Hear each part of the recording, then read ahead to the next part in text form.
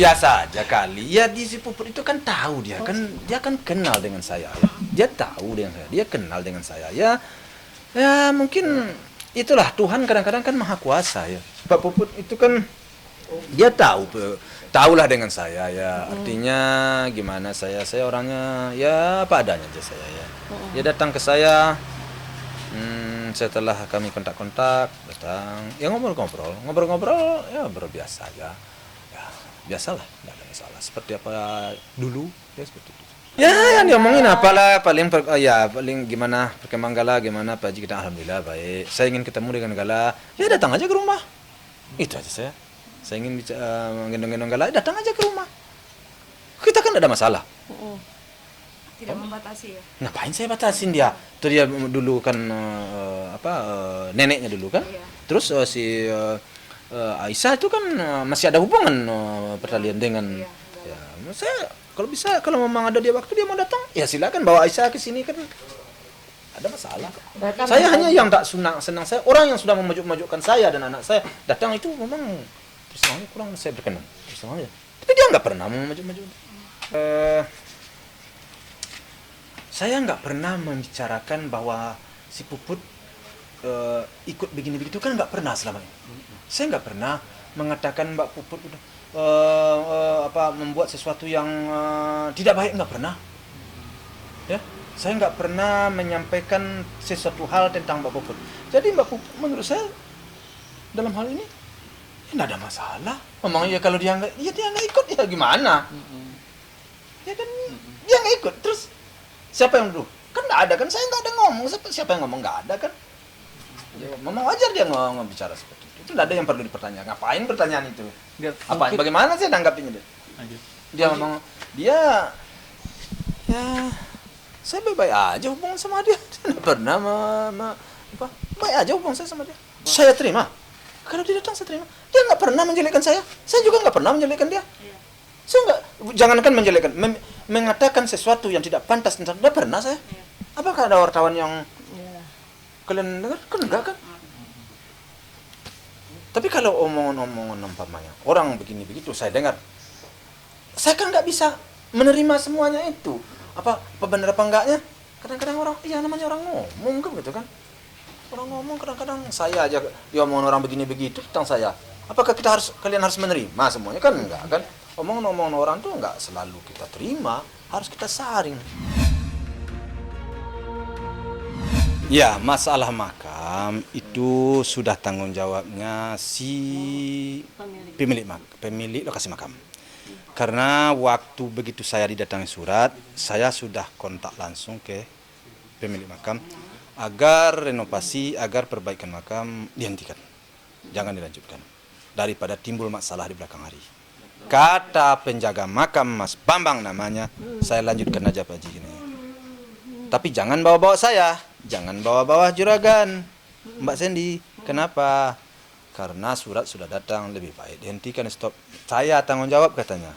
Pak Haji yang punya makam tanggung jawab katanya. Ya kalau begitu ya terserah.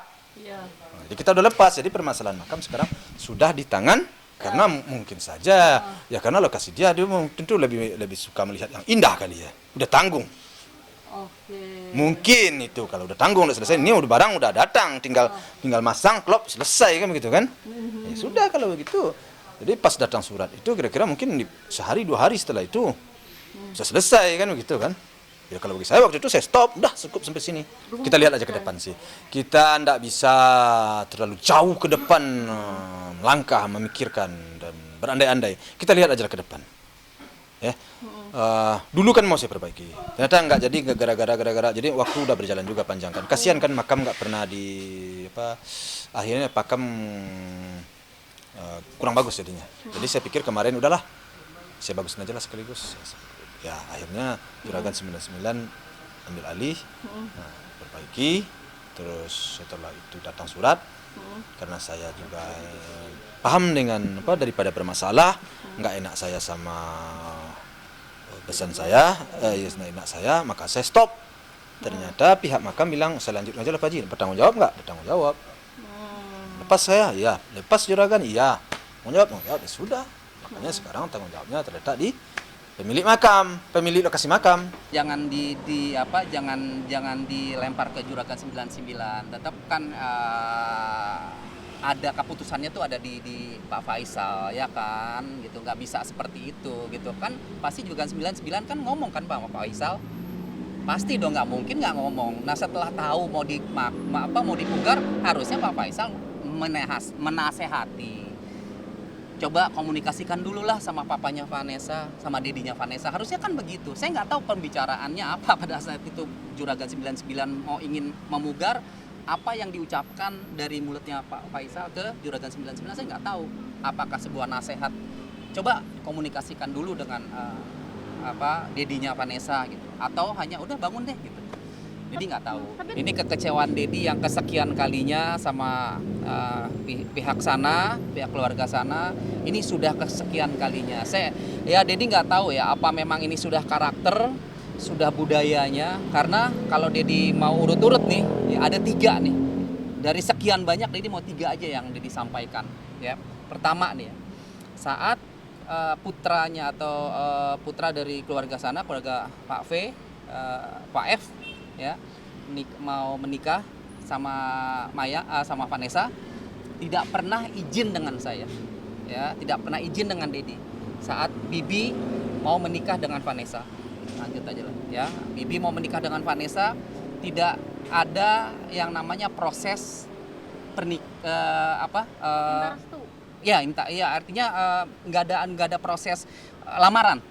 Ya, jadi Pak Faisal itu tidak pernah minta izin ke saya kalau anaknya mau menikahi anak saya. Saya nggak tahu kenapa tidak mau minta izin.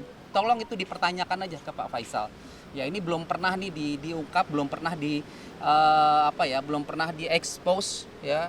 Jadi udah sering berapa kali nih bicara gitu. Masalah pernikahan dulu aja, awalnya aja Pak Faisal itu tidak pernah melamar ke rumah saya, datang meminta izin, itu nggak pernah. Ya, itu satu. Ya, karena coba kalau misalnya Pak Faisal punya anak seperti itu, ya, dia kan punya anak perempuan. Kalau dia anak perempuannya dinikahi orang tua dari si laki-laki itu tidak datang ke rumah Pak Faisal itu gimana? Katanya tahu agama, tahu adat istiadat. Mana? Ya, masalah pernikahan aja tidak ada minta izin ke Dedi. Jadi itu satu, ya.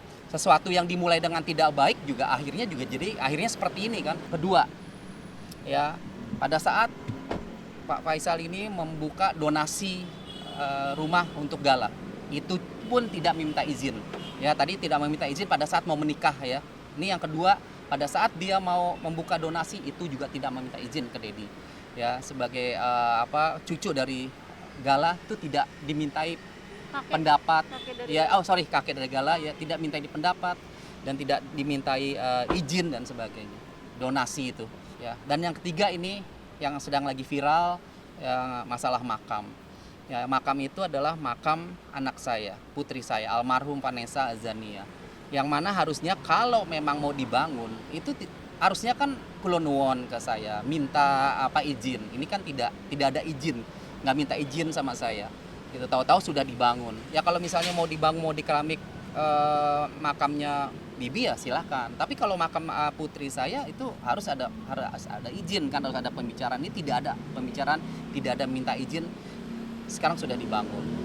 Ya, tapi ya sudah dibangun seperti itu ya, nanti Dedi serahkan juga ke Bang Jamal itu gimana prosesnya gitu ya. Tapi pada dasarnya kalau memang sudah dibangun ya sudah ya, Dedi menghargai ya pembangunan makam itu. Tapi nanti pada saat kita akan membongkar makam dan akan kita pindahkan, nah pihak Pak Faisal juga menghargai juga. Kita saling menghargai.